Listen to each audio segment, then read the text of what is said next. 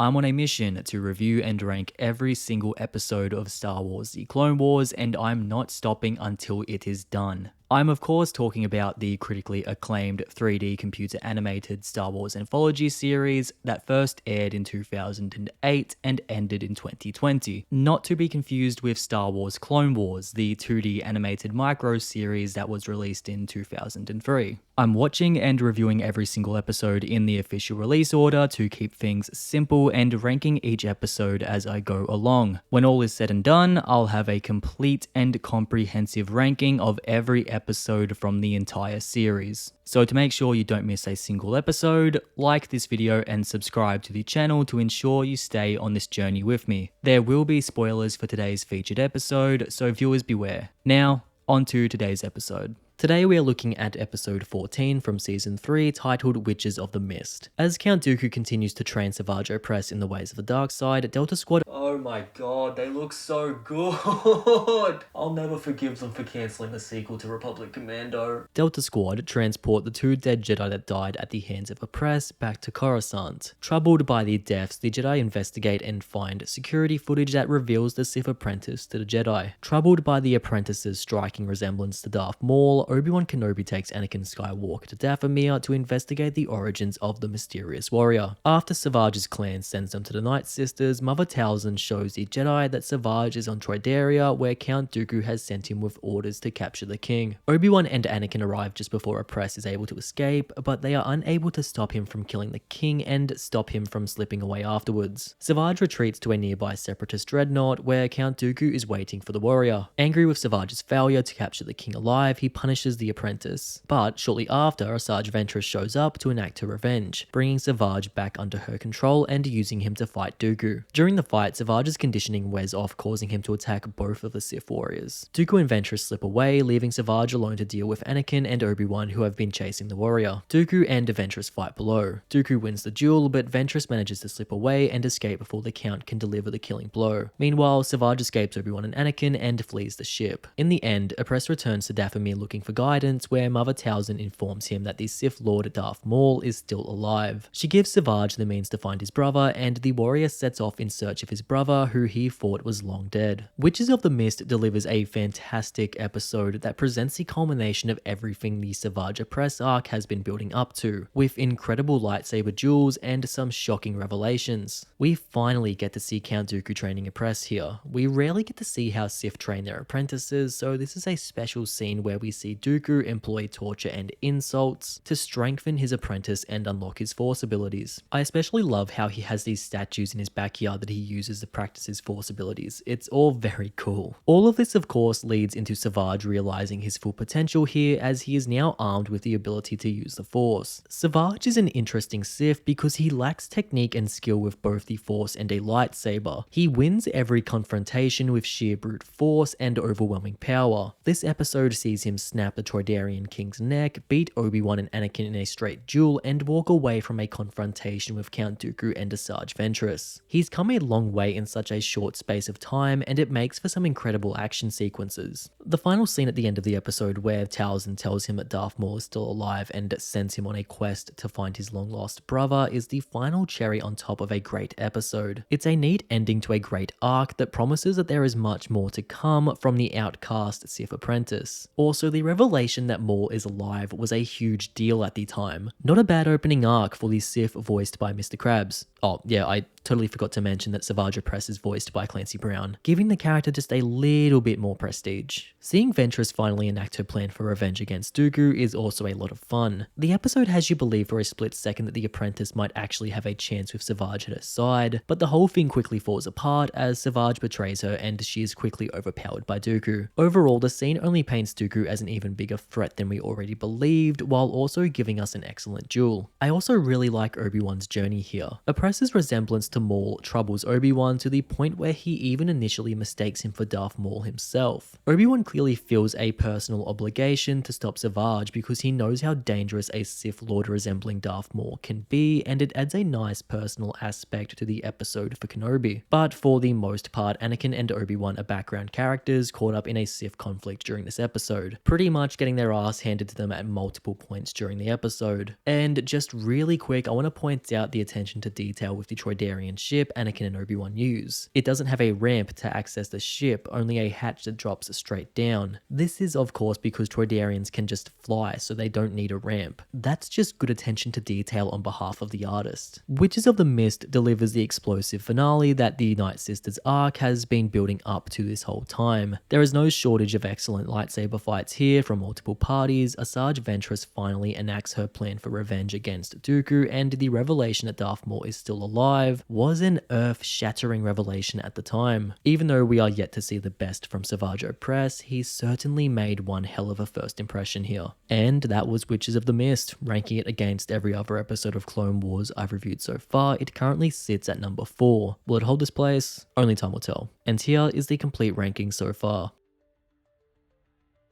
That's me finished for this episode. Now, I want to hear from all of you. What's your personal review of this episode? Where would you rank it among every other episode of Clone Wars? Let me know in the comments below after you've liked the video and subscribed. I'll see you guys next time with another Clone Wars episode review and ranking. Until then, thank you for watching. As always, look after yourselves, stay safe, and I'll see you all in the next video.